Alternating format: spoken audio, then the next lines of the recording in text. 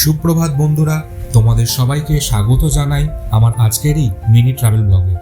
আজ আমরা রওনা দিয়েছি আমাদের পাশের রাজ্য ঝাড়খণ্ডের উদ্দেশ্যে।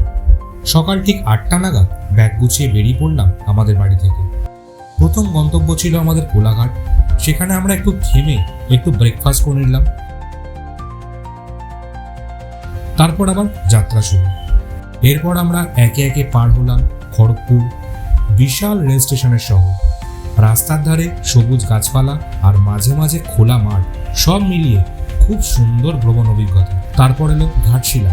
সেটা পেরোতেই চোখে পড়লো দূরের পাহাড়।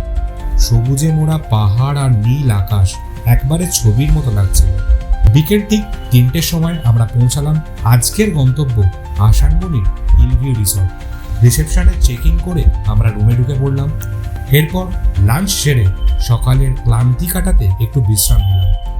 সন্ধ্যায় ঘুম ভেঙে বাইরে বেরিয়েই চোখ আটকে গেল। পুরো রিসর্টটা আলোয় ঝলমল করছে।